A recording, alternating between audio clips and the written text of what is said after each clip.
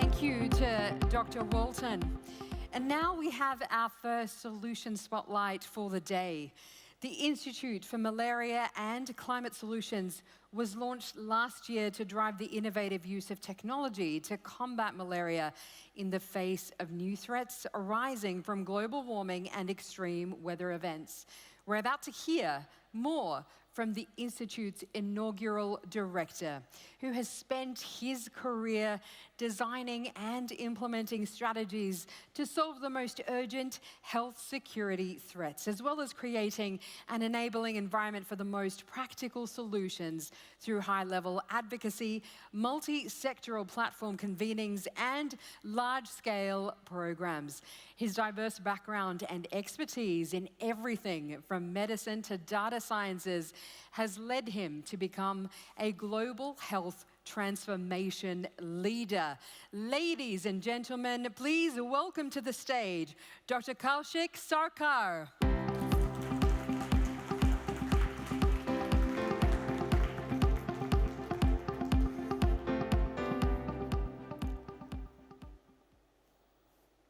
Hello, everyone.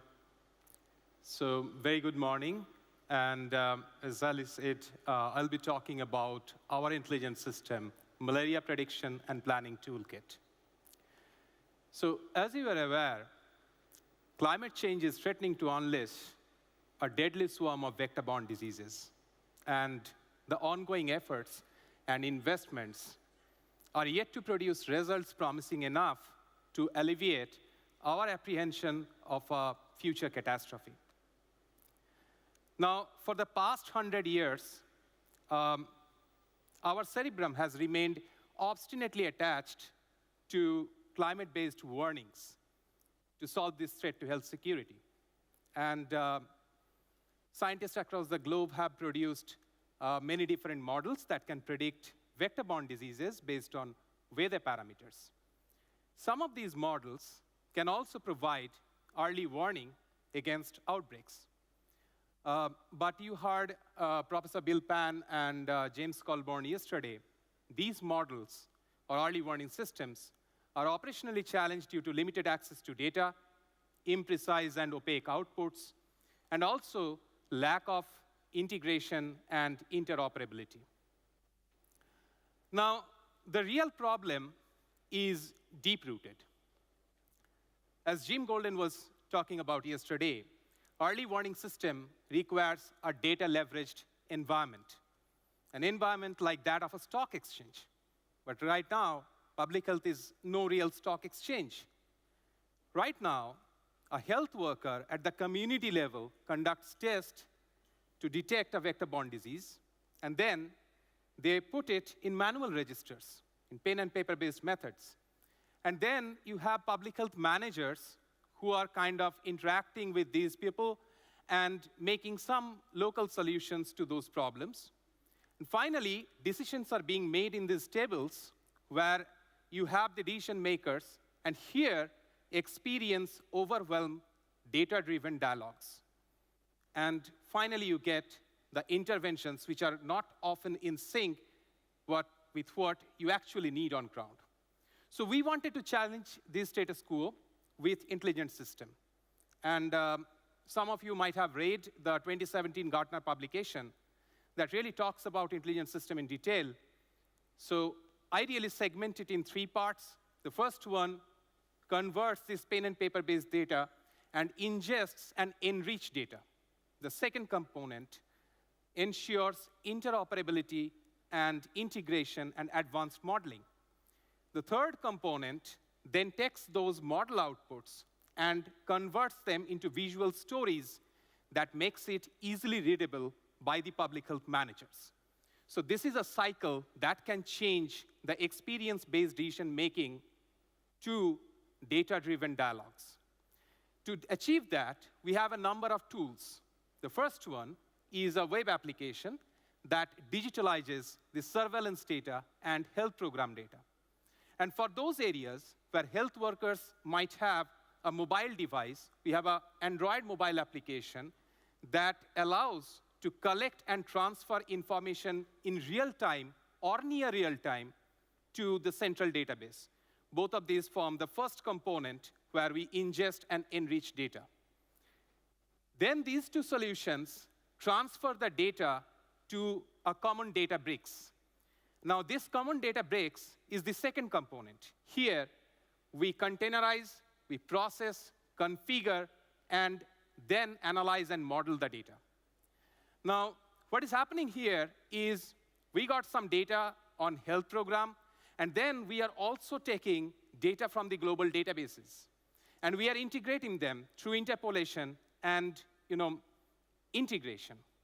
Now, 30% of the total data of more than 100 variables are really from the health side, and the rest are from population database, environment database, weather database. Some of these are model data, but we are bound to use that because local data are often not available. And when these data process and send it into models, what happens inside is, first, there is an integration, as I said, local and global data. And then I want you to look into that trends. So each of these small boxes are basically time trends for one block. One block in India means 50,000 to 150,000 population. On an average, you can say 100,000 population. And as you will see, for each of these 100,000 blocks, 100,000 population blocks, the trend is different for malaria. And now for one single block, I'll show you the pattern of different variables. So you can see on the top left, there is fever pattern. And then you have malaria and different types of malaria pattern, which are really following some kind of trends. And then you have those weather parameters which are seasonal, which does not, in the short range, have trends. And then you have really some time-in-varying factors like population density, which don't change much in shorter time. So it is very complex to model that. And for that, one single model cannot explain that. So what we are doing is we are taking the entire gamut of models. We have developed algorithms that can predict with one model for each of these 100,000 population. And now, taking these block-level predictions and making a global prediction for the district level through ensembles. Now, what these ensembles do is they really take these different models or different neural networks, and they integrate the overall output or the predictions. And downstream, for the sub-centers, which are 5,000 population level, where really the primary healthcare facilities at the lowest level are sitting, at that level, we are providing time series-based predictions of the distribution of the cases. So that means there are 3 layers of predictions happening. And then we are transferring all of these predictions to linear and nonlinear programming models. These are operational models that help you identify the operational information like whether there is a stock out and do we need to strengthen the stock, or if we need to strengthen any particular intervention. All of these complex model outputs are then getting visualized in a dashboard. Now, this dashboard provides some critical information, but broadly, time, trend, and also which areas you need to really focus based on the risk parameters and the predictions, the burden of the disease. And then it also provides information on some of the critical aspects of weather alert. It provides info, you can see that right now, weather alert, outbreak alert, and what kind of stock requirements are there based on that. Is there a risk of stock out? Do you need a response measure? The routine operations also, what needs to be strengthened, the health worker performance, what needs to strengthen again. And then we planned some intervention, whether those interventions actually happened, what was the impact, and if there are other cases or burden coming from the non-public health sector, that is the private health sector. So as you can understand, this massive architecture cannot survive on top of weak pillars. And in public health, these pillars are digital capital and human capital. So to strengthen that, we use technology, science diplomacy, and advocacy. So this is kind of a repository, MPPT Knowledge Center, that kind of takes the self-guidelines or documents that usually sits in the racks of the policymaker's office and take it to the hands of the health program managers so that they can use them. And then we have a natural language processing chatbot. Most of you have heard of ChatGPT. The difference is that ChatGPT provides an answer that it synthesizes from a corpus of literature. But here, the corpus of literature that we have provided to this chatbot is the policy-approved narrative guidelines and the texts. So that means we are putting these guidelines into the hands of the health workers through natural language processing. And as I mentioned, we have an Android mobile application. So this mobile application also has a recommender system which can really look into the symptomatology and the test results and can provide the treatment recommendation, so the dosage that is required on ground for any particular type of malaria, the health education messages that they need to deliver, the community health worker need to deliver on ground to the community level. Now, this system needs to survive, as I mentioned, with capacity building, science diplomacy, and advocacy. So at the global level, we have this IMACS expert network. And some of the leading scientists who have worked on these types of systems, they are part of this network. We have network representation from over 15 countries right now. And we know the best practices that are happening globally, but also the challenges. So some of those challenges that we were hearing yesterday, we heard that many times during the network presentations. At the national level, we have India Interagency Expert Committee on Malaria and Climate.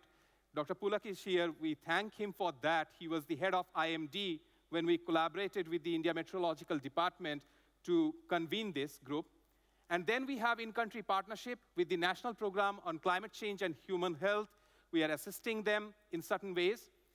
At the provincial level, we have a Malaria Action Coalition where we pitch certain sessions. And in those sessions, we are also talking about these solutions. Finally, at the district and sub-district level, we are conducting trainings.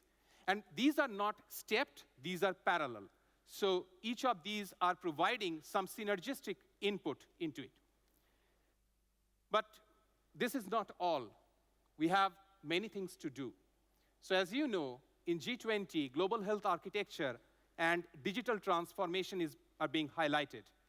Now, it is really critical that we take the digital transformation from that policy and buy-in level to the execution level in different countries. And then only the rigid microplanning-based processes can be transformed into decentralized dynamic microplannings. The second element here is shifting focus. So, as I mentioned, there is one public health manager at the district level, and that person needs to be hand-holded, supported. You don't have many persons, one person managing warning and outbreak, other person managing operations and other things. So one system, and that need to be human-centered. The third one is changing the measurement goals to make it more adaptation-friendly. And finally, this is the most critical, at least from my perspective of overseeing this initiative for the last several years, is breaking these silos. And that's what probably we are doing in this room and also trying to do during the COP. So breaking the silos at all levels for data sharing, improved response, and enhanced impact. And at the broad level, the impact at times might look like this. As you can see, India made a massive progress against malaria. Since 2011, it was reducing, and since 2017, when we entered the country, after that, it really went down.